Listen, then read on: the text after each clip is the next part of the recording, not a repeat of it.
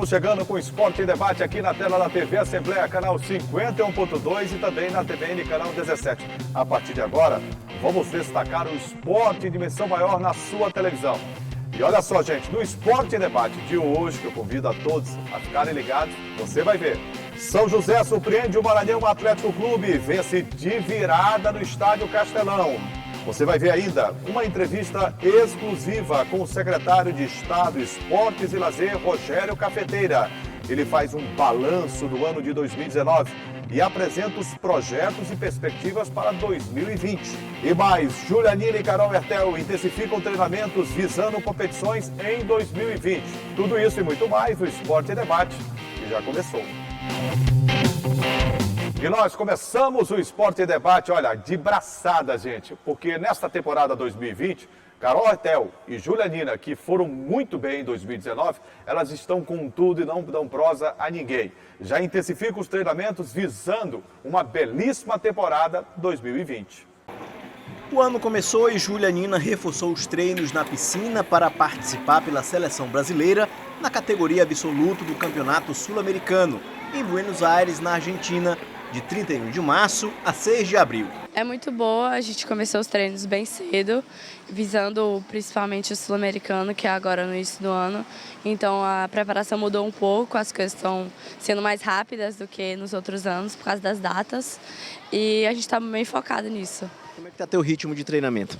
Tá bem intenso, porque a gente está aumentando a cada semana a quilometragem, então tá crescente e cada vez vai ficando mais cansativo e difícil. E essa competição lá na Argentina, como é que vai ser? Eu espero me sair muito bem, que é um sul-americano absoluto. Eu nunca participei de nenhuma seleção absoluta, só de categoria até hoje. Então eu espero me sair bem com as meninas mais velhas e ganhar muita experiência. E quem sabe buscar uma medalha. A nadadora Carol Hertel também reforçou o ritmo de treinos para as competições de 2020 e está focada em obter bons resultados nas próximas competições. A gente está treinando bastante, de madrugada, de tarde. A gente treina todos os dias na semana, de madrugada e de tarde, então está bem intenso para a gente poder chegar preparado e conquistar essa vaga. O treinamento de Júlia e Carol é feito na Academia Nina, no Parque Shalom, comandada pelo Alexandre Nina, que é pai de Júlia e está feliz com os resultados da filha e de Carol na natação maranhense. Como técnico, é a coroação do nosso trabalho, né? Que a gente trabalha ano a ano para estar na seleção brasileira principal. E como pai, eu acho que eu me dei um presente, porque eu já tinha dado presente para outros pais sentirem essa emoção. Mas eu, para ser sincero, para mim é talvez menos emocionante do que para os outros pais, porque eu vivo isso como uma rotina, né? Isso é do meu cotidiano, estar com esses atletas. E ela é minha atleta também, então eu a trato dessa maneira aqui, no meio do grupo. Ela é atleta, não é filha. Então, dessa maneira a gente vai conduzindo. Então, eu acho que a minha satisfação é maior como treinador do que como pai, porque como treinador é a conclusão de um objetivo que a gente traçou. Essas duas atletas aí, ó, top 10, sem dúvida nenhuma. Vou receber aqui o Gregório Dantas, meu amigo Greg. Tudo bem, Greg? Tudo bem, Juliano. Você deu uma passada no tupete aí para dar uma arrumada antes? O que é isso aí? Rapaz, é porque você sabe, né, nosso amigo Kleber... Época de carnaval... Não, nosso amigo Kleber tá de férias, né, merecidas, Merecida. né? A gente tá tomando conta dos a gente mesmo, né? Tá em Cancún. Cancún? Kleber. É mesmo? Inclusive nas redes sociais, fazendo vários registros. Eu pensei que ele ia passar o carnaval no interior do Maranhão. Não. Kleber viajou para Cancún. Cancún, México, né? Exatamente. Tá certo. Depois ele passa em Acapulco, né? Acapulco. Quando eu falei isso, tem gente que caiu aqui no estúdio. Eu não vi, sei se tem alguma relação. O Gleides ficou até Tá emocionado ali com as viagens, nos bastidores. Eu vi. Verdade. Ô, Greg, vamos lá. É chover no molhado falar da Julianina e Carol Hertel, né? Exato. Mas ela tem uma temporada pela frente aí, a gente espera que tudo dê certo, né? Porque 2019 foi muito positivo. Muito boa. Foi bom, positivo para elas, as duas, para a Júlia e para a Carol, né? A gente destaca, Julinha, sempre elas como as duas maiores representantes nesse momento, né, da natação do Maranhão. Os resultados, se você me permite, mostram isso. Né? Isso, mostram isso. E olha lá, só a gente ter uma ideia, Julinha, na categoria absoluto, né, a gente sempre destaca isso, que a Julianina foi convocada para representar a seleção brasileira no Campeonato Sul-Americano de Buenos Aires, que acontece agora em 31 de março e 6 de abril, né? E, inclusive, o Alexandre Nina estava muito feliz, né, mostrando que conseguiu unir o fato de ser pai e ao mesmo tempo ser técnico da Júlia, né, nesse processo todo de formação da atleta, que é uma atleta vitoriosa. E né? não é fácil, porque ele tem que fazer a cobrança como pai e a cobrança como profissional, né? Isso, tem que aliar. E deixar a questão de ser filho, ser pai, bem separado, né? Exatamente, e tendo que aliar, né? Com relação a Carol Hertel, ela falou da intensificação dessa rotina de treino, Juliana. Tem treinos, por exemplo, eles estão treinando em 2 horários, treinam também nesse horário de tarde e também até pela madrugada. Né? Você sabe que madrugada nesse período de chuva Ixi, rapaz, meio ruim, né? É complicado, mas para quem quer buscar, né, alto rendimento, né, esporte de alto rendimento, títulos e conquistas... Não tem hora. Não tem hora e tem que fazer desse jeito mesmo. É verdade. A gente só torce para que as duas possam brilhar. E o Alexandre, que é um dos melhores treinadores, né, de natação do Brasil, que ele possa realmente ter um ano maravilhoso. Merece por tudo aquilo, a dedicação dele profissional, o talento dele como profissional chama a atenção. Tanto é que ele faz parte. Eu vi o Pucialdi falando, que esteve aqui, que hoje é comentarista, inclusive, de natação, elogiando o trabalho que, quando ele chegou aqui ao Maranhão, ele conheceu do Alexandre e de outros profissionais nossos. Não, o trabalho do Alexandre aqui no Maranhão é um trabalho que já é de longa data, né, Julinho? Inclusive, ele é um cara que vem de outras modalidades, né? E depois... Ele foi zagueiro do Maranhão, exatamente, jogou futebol. Exatamente, jogou futebol, depois foi para natação, foi fazer esse papel como técnico e agora técnico e pai, né? Aliás, fazendo um adendo, nessa mesma reportagem, ele fala, Julinho, uma coisa interessante, que antigamente ele fazia com que os pais das outras crianças se sentissem bem, né? Feliz de ver um filho, né? Um fruto como dele, atleta. como atleta. E agora não, agora ele está tendo aquele sentimento que é uma coisa nova. Que E é muito legal bem porque legal. ele está vivendo intensamente isso, Exatamente. Está de bem com a vida, isso aqui é muito bom. Pai e filho juntos. Depois do intervalo, você vai saber uma análise feita pelo secretário de Esportes e Lazer, Rogério Cafeteira, do que foi o ano de 2019, sob o ponto de vista da Sendel, a secretaria que ele dirige. E também as perspectivas e projetos a serem colocados em prática no ano de 2020. Daqui a pouco eu volto para falar mais sobre o esporte maranhense. Segura aí que a gente volta já.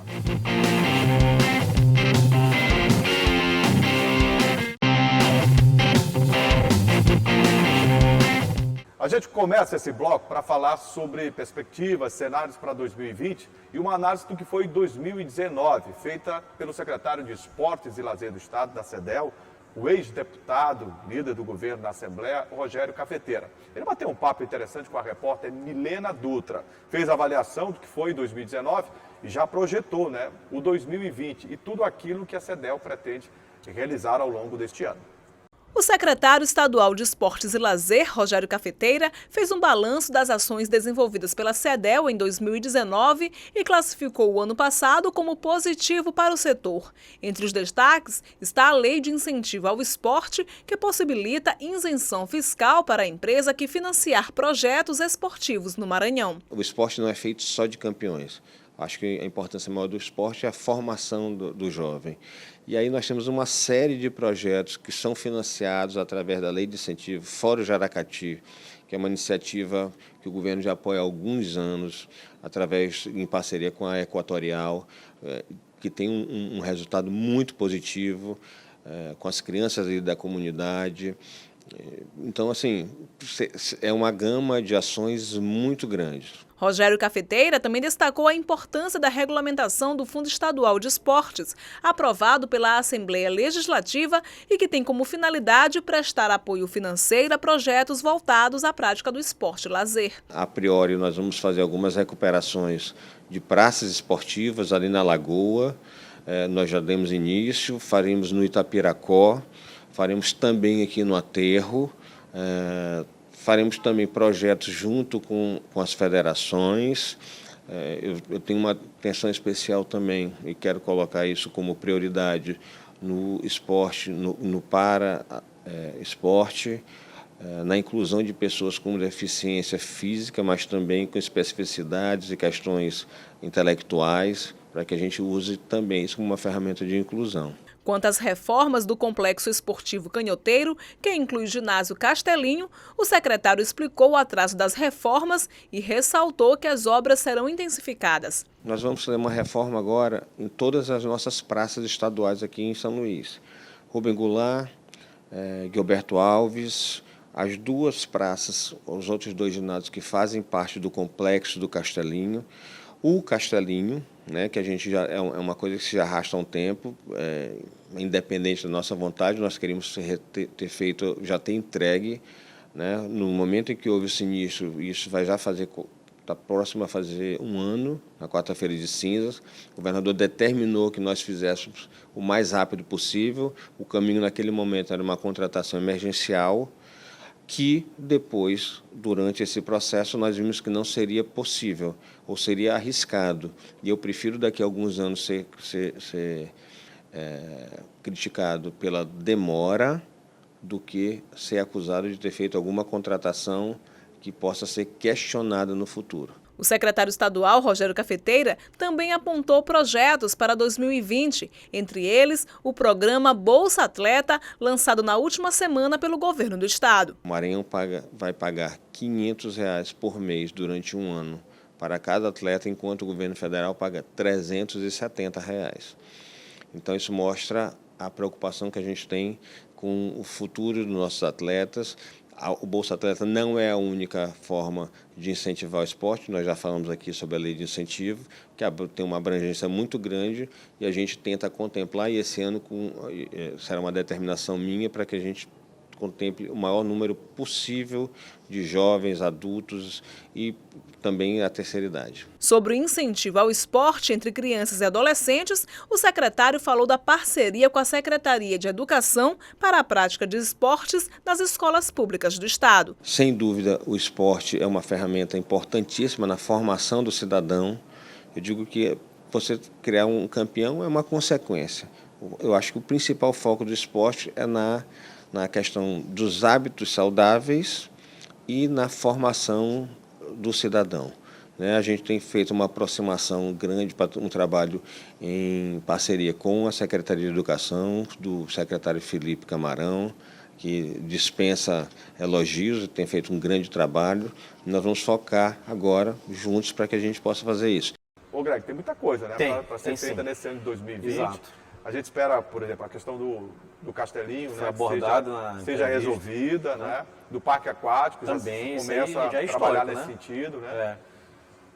A pista de atletismo também precisa passar por uma manutenção. Com essas fortes chuvas que estão caindo, não vai dar para ser agora, né? E é pior ainda, né? É verdade. E não dá para ser agora. Não dá. Você não pode trocar o pneu do carro com o carro andando, principalmente com a chuva que está caindo em São Luís. Não dá, Juliano. É o seguinte, a Milena conversou com o Rogério Cafeteira, uma série de assuntos, né, assuntos importantes da ordem do desporto maranhense, né? Lembrando, você já destacou o Rogério, que foi deputado estadual, né, líder do governo Flávio Dino aqui na Assembleia, inclusive parabenizou a Assembleia, né, pela aprovação, teve aqui, da regulamentação do Fundo Estadual dos Esportes, né, que a Assembleia aprovou no ano passado, né, foi muito bom. Isso. E pela questão também da volta, né, do Bolsa Atleta. Do Bolsa Atleta. Exatamente. Isso, o governo instituiu o governo Flávio Dino e foi aprovado aqui na Assembleia. Isso, exatamente, aquele valor de R$500, que até a gente já trouxe no programa anterior. Porque a Bolsa anterior. Nacional é 300, né? Isso, que a gente trouxe no Maranhão, R$500. Exatamente, no programa anterior a gente trouxe, né, a parte do lançamento do Bolsa Atleta, que teve aquela festividade lá no Rubem Goulart, né? Ele falou desses 2 assuntos muito importantes.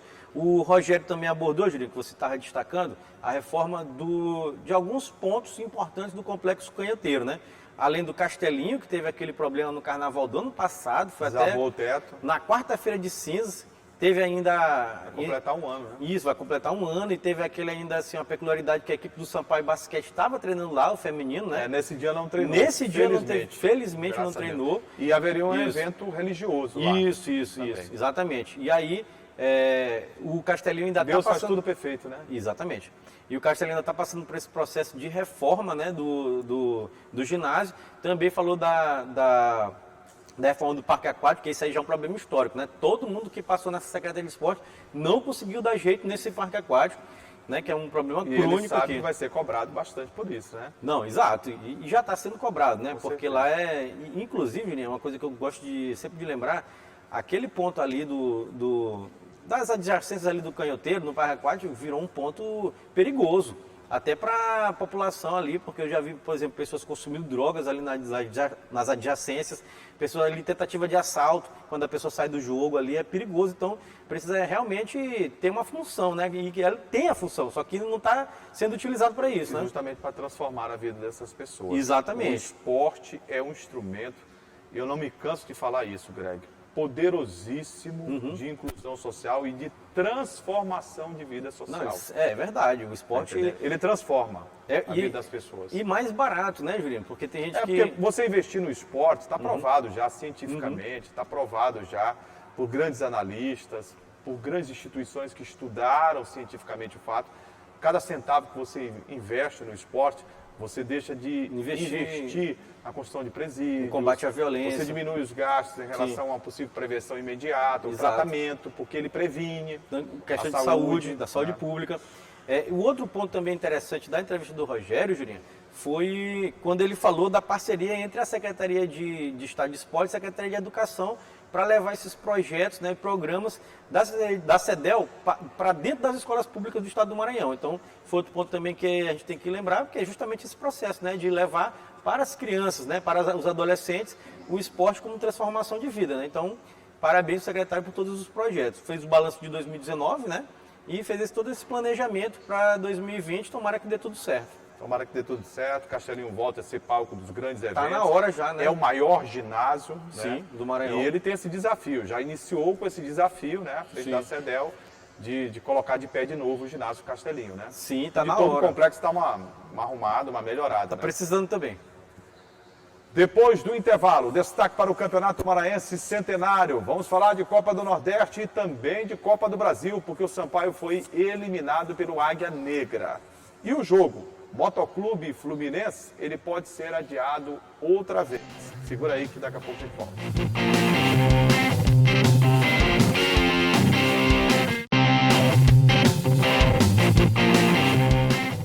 De volta com o Esporte em Debate, agora vamos falar de Copa do Brasil. Nós temos uma perspectiva boa para o ano de 2020, com os 3 clubes que nos representam.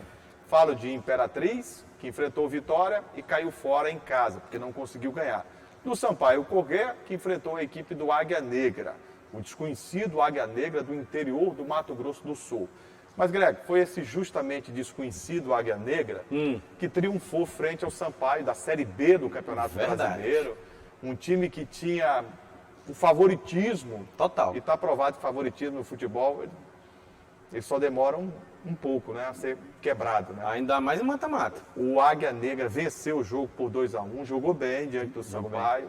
Pelo que vi, merecido. O Sampaio está eliminado. Não só tecnicamente perde muito, mas financeiramente, principalmente, porque deixa escapar R$650 mil. Sim. E a possibilidade de um faturamento acima de R$1 milhão. Que a Quer projeção dizer, das outras fases. quase que R$2 milhões o Sampaio jogou fora, porque não teve competência para passar pelo Águia. Vamos lá. É o seguinte, o Sampaio encarou a Águia Negra lá no estádio, né, Ninho da Águia, lá na cidade de Rio Brilhante, né, interior do Mato Grosso do Sul. Lembrando que o Águia Negra é o atual campeão estadual, a gente tem que destacar, mas isso também não diminui o vexame. Eu vou chamar de vexame. O Sampaio é um vexame, o Sampaio é um time de Série B, hoje é um time de Série B, o Sampaio é tricampeão brasileiro, o Sampaio é campeão do Norte, é campeão do Nordeste, então tem, né, uma bagagem, né, tem uma história, né, e o Águia Negra não, né, é claro que a gente não tem que falar nada em detrimento do time de lá, mas o Sampaio é grande, muito grande para ser eliminado nessa primeira fase. Eu acho que 2 análises precisam ser feitas. A primeira delas, que ou o Sampaio subestimou o adversário, eu até acredito que isso não tenha acontecido, ou o técnico João Brigatti, na hora de formatar o time do Sampaio, que ele indicou e que foi contratado pelo presidente do Sampaio, quer dizer, a responsabilidade é conjunta, Sérgio Frota, o técnico João Brigatti, tem mais o auxiliar que participou e um gerente de futebol. Formação 4. Você se lembra dos 4 que foi formada uma comissão para contratar? Então, esses 4 aqui têm responsabilidade com essas contratações. Alguns jogadores já demonstraram que muito longe estão do que o Sampaio precisa para ser campeão maranhense, que não é há 2 anos, não consegue ser. Sim. E não vamos nem falar de Série B do Campeonato Brasileiro. Agora, eu entendo que você não faz omelete sem ovos. Sim. O João Brigatti precisava na formatação desse time, me parece que ele pecou. Errou na formação. Porque ele quis colocar uma forma de jogar no time do Sampaio, a mesma do ano passado. Sim, mas ele não tinha cerca de 6, 7 jogadores do ano passado. As peças não eram mesmo. Que eram titulares do time. Se Muito você não diferente. tem as mesmas peças, você tem que trabalhar com o material humano que tem. Sim. E me parece que ele pecou nesse aspecto, na adaptação desse time. Eu entendi o que você está falando. Ele tentou montar o time um espelho do ano passado, só que com peças diferentes, né? Porque, por exemplo, ele perdeu Salatiel, Esquerdinha, Rodrigo Andrade, Ferreira, que está emprestado, né? Volta Odair agora. Lucas. E Odair Lucas. Lucas Romano, né? O lateral Lucas esquerdo. Huck. Lucas Huck. Então, é outro time, né? É outro time mesmo. Então, o Sampaio não dá realmente para fazer isso. Com relação ao jogo, Juninho, lá contra o Águia Negra... E aí foi o pecado. Você sabe por quê? Ó, nós tivemos agora no final de semana o Flamengo enfrentando o Atlético do Paraná. É um outro patamar. Eu concordo com o treinador, inclusive, do Flamengo. Mas analisa pelo ponto de vista aqui. Imagina se o Atlético do Paraná nesse jogo fosse o Flamengo e o Flamengo o Atlético do Paraná. O Atlético do Paraná jogou sem 4, 5 jogadores e a comissão técnica que tinha. Todos modificados. Sim, O Flamengo trocou um jogador. foi. Um jogador. Então, o jogo parecia um treinamento para o Flamengo. Sim.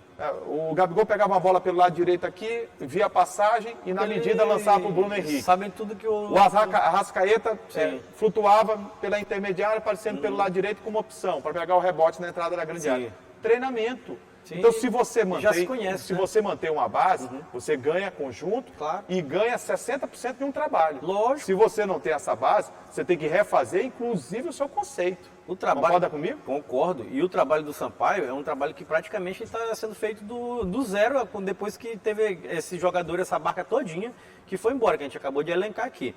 Né? Com relação ao jogo lá, Jurinha, contra o Águia Negra, o Sampaio sofreu 2 gols, ainda diminuiu o jogo já, mas lá nos acréscimos já não dava mais mesmo, ainda tentou alguma coisa assim para ver se empatava, lembrando que o empate garantiu o Sampaio na próxima fase.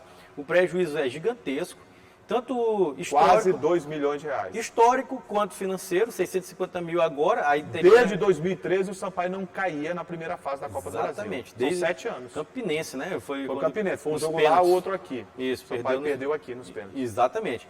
E aí o Sampaio tem esse prejuízo histórico, tem o prejuízo que fica marcado, né? E o prejuízo financeiro. Lembrando que a projeção do Sampaio era de passar, o Sampaio vai ter um problema de pagamento de folha desse mês de fevereiro, justamente por isso, porque... Já teve até que antecipar, o Sampaio Isso. pediu antecipação do seu jogo no campeonato, que passaria 24 dias 24 sem jogar. dias. O Sampaio pediu antecipação do jogo contra o Cordino, que agora vai ser dia 1º de março, né? Que estava marcado para depois, lá pro Domingo, final. 4 da tarde. Isso, domingo, 4 da tarde no estádio Castelão.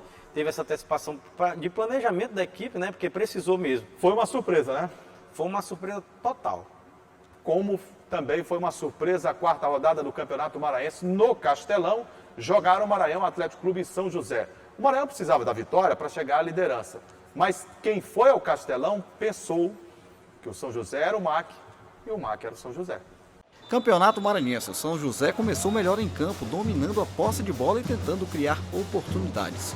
Aos 15, o Peixe Pedra puxou o contra-ataque e acertou a trave em uma das poucas jogadas de perigo do primeiro tempo, que terminou com o placar sem gols.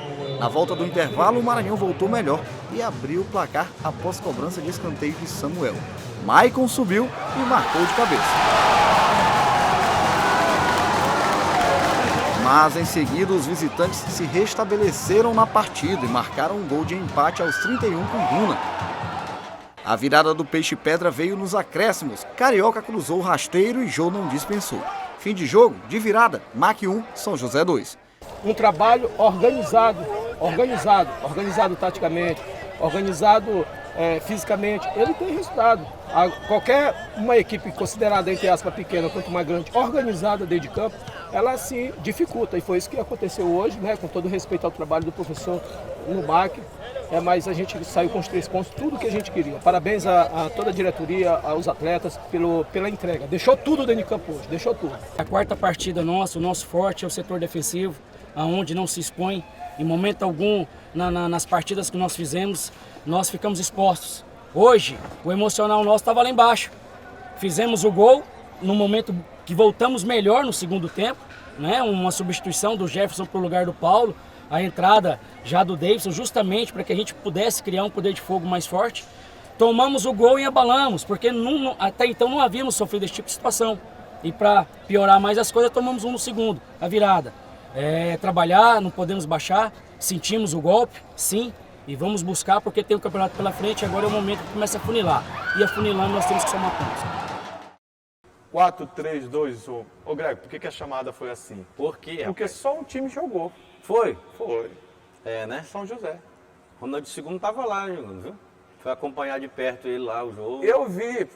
Ele, inclusive, tinha um pessoal de uma banda lá no Maranhão. Sim. E tinha umas meninas que estavam fazendo lá, né? Fazendo o quê? Fazendo umas brincadeiras, né? Chamando a atenção, festejando, brincando. Normal. E ele estava mais olhando para essa banda do que provavelmente para o jogo. Esqueceu o jogo, Julinho? Eu não sei como é que ele fez essa matéria, sinceramente. Rapaz, ele fez, Julinho. Ele fez. E a gente sabe, né? O nosso telespectador pôde acompanhar aí. O Mike abriu o placar e a equipe do São José virou, né? Já no final do jogo. Tudo no segundo tempo, né? Só para dizer que eu tô brincando, porque senão a dona Paula vai ficar zangada, né? Não, eu acredito que você tá brincando. Tu acredita, Acredito. Eu tô brincando. Ó, lembrando que o primeiro tempo é para se esquecer, viu? Primeiro tempo, aí o segundo tempo não teve. E outra futebol. coisa, teve um gol mal anulado do Gabriel Popov, você sabia? Sim, do Gabriel Popov.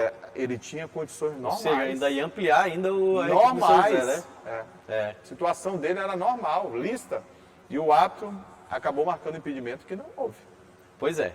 E aí, a equipe do São José ganha o jogo por 2-1, com 2 gols do Jô, né? Tem que lembrar aqui, né? O Jô fez os 2 gols da equipe do São José. Foi o destaque do jogo, inclusive. Bom jogador. Bom jogador. O São José... 31 e aos 46. Ô, Greg, você que viu o São José naquele jogo contra o Sampaio... Ave Maria. Se você E contra o Moto também. Contra o Moto também. Contra o Moto. E contra o Moto já houve uma melhora acentuada. Já. Mas o time que jogou contra o Maranhão apresentou o Gabriel Popó, um meia inteligente. Esse jogo muito bom tecnicamente, rápido, finalizador, fez 2 gols. E Cléo, entendeu? O Cléo, ele nem foi titular. Sim. Por quê? Porque depois que ele arrebentou no primeiro jogo, o Cléo, e nessa fase de carnaval... eu sei como é que é. Ela é convidativa. O Cléo não apareceu 2 dias para treinar. É histórico, né? É histórico dele, né? Aí o treinador o colocou no banco, mas ele não fez falta, não. Não dá, Cléo. Pra ser sincero. Não dá. Quando entrou, é claro, deu uma cadência maior, um ritmo melhor, porque é bom jogador. Mas já estava decidido o jogo quando ele entrou. Estava decidido, né? Tava. Pois é, Julinho. Então o São José consegue esse resultado expressivo. Depois do jogo, o Lucas Andrade estava... Eu falo decidido... Estava revoltado, né? Quando ele entrou, estava 1-1. Eu falo decidido... O jogo foi gol no finalzinho. O gol foi... E o passe dele, inclusive. Sim. Mas porque a imposição... Superioridade, né? Do São José era notório que a qualquer momento o São José faria o gol no Maranhão. O gol.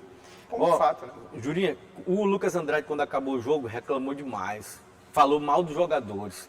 Disse que o jogador, para jogar no Mike, não pode ter eu só não concordo com uma coisa. Ele disse o seguinte: não, meu time ficou no vestiário. Não, Lucas. Não, porque estava 0-0. Não, ele não foi pro estádio. Nem apareceu o Maranhão. Eu ia dizer, porque ele não foi pro estádio, exatamente. Porque acabou 0-0 o primeiro tempo, então ele não foi nem pro estádio. Não fez nada. Só isso, eu acho que a indignação dele procede. Agora, não se faz omelete sem ovos. Não. Maranhão é um time limitado, né? Não adianta a gente querer colocar a responsabilidade no treinador, faltam peças, mas entendeu? Também tem que tomar cuidado com declaração, né? Essas declarações aí não é legal, né? Para falar, não. E outra coisa, você tem que esse tipo de roupa sua lavar com um grupo, com a diretoria. Dentro do vestiário lá. Porque pega mal você falar do grupo que você comanda, né? Não pode. Pega mal. Toda vez dá errado. Eu acho que ele estava naquele calor, e aí o repórter chega, coloca o microfone, e ele não teve como segurar, e de repente acabou botando para fora que não deveria. Falou que não deveria. E, Julinha, e esse resultado aí, que ele, por exemplo, se o Maranhão ganhasse o jogo, ele assumiria, pelo menos provisoriamente, a liderança. A liderança do campeonato. Exato. E o São José tinha que ganhar de qualquer jeito, porque a gente tá falando aqui que o São José está se recuperando tecnicamente, está jogando melhor, é verdade, mas a pontuação era horrível, né? E agora não, o São José chegou... Porque vinha de 2 jogos que sofreu 2 goleadas. 7-1 a primeira e 3-0 a segunda. 10 gols em 2 jogos. Exatamente. A partir da chegada do Carlos Ferro, aí mudou. Treinador, mudou completamente. Sim. Os ares se renovaram no time do São José. Teve um empate. E o time empatou com o Moto, derrubou o treinador do Moto. E agora ganhou o Maranhão. E agora ganhou o Maranhão. Pois é, 2 equipes de virada. Tradicionais da capital, né? Então é importante. E a série de confrontos daqui para frente é que chama a atenção. Porque o Maranhão tem Pinheiro fora. Sim. Juventude fora. Fora. Encerra, sabe contra quem? Maremoto. Maremoto. Só isso. Só isso. Então complica pro Mike, Tá né? fácil, Henrique Pereira? Tá fácil, tá Henrique, fácil. Henrique baixou a cabeça ali e disse, tá não, Julinho. Olha, Jurinha, e só por curiosidade aqui, para o nosso telespectador entender, nesse momento, no Campeonato Maranhense, o Sampaio é o primeiro com 7 pontos, empatado com o Moto, que também tem 7 pontos. Aí temos o Juventude em terceiro com 6, né? Que a gente já fala, né? O Juventude teve aquela vitória bacana contra a equipe do Pinheiro lá em Pinheiro. Aí 2-1, né? 2-1. Aí tem também o Maranhão, que está com 5 pontos, né? O São José chegou a 4 pontos na quinta colocação, então subiu muito, né? O Imperatriz, aí também... E pega o Imperatriz aqui. O São José. O Imperatriz que não pensa que vai encontrar moleza, não. Venha preparado. O Imperatriz tem apenas 3 pontos, mas aí também só tem 2 jogos. É o único que ele só jogou 2 vezes até porque agora. na Copa do Nordeste, Isso. o Imperatriz nos representa. Isso. Nesta terça, por exemplo, pega o Fortaleza. Exatamente. No Frei Pifã da Badia, Isso. com um grande público. À noite. Um grande adversário, né? De Série A. De Série A. E na lanterninha temos o Cordino, que esse aqui eu acho que está complicado, Jurinha. Com 1 ponto apenas em 3 jogos, né? 3 derrotas. Respira com auxílio de aparelhos, o Isso, Cordino. tem Situação um complicada. empate e 2 derrotas. Essa aqui é a situação do campeonato. Lembrando, Jurinha, que teremos esse jogo do Imperatriz, você já falou, e completando essa 4ª rodada, temos Moto e Cordino quinta-feira. Quinta-feira agora. Isso, quinta-feira, 8 horas da noite. 8 horas da noite.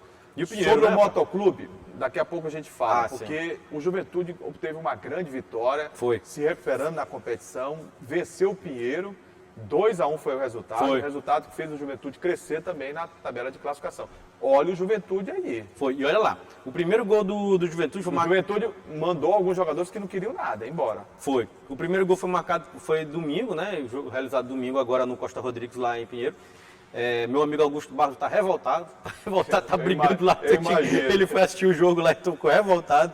O Marciano abriu o placar para a equipe do Juventude. Artilheiro do campeonato. Bom jogador, eu falo isso faz tempo aqui. E o Maranhão deixou passar, né? Tava lá no Maranhão.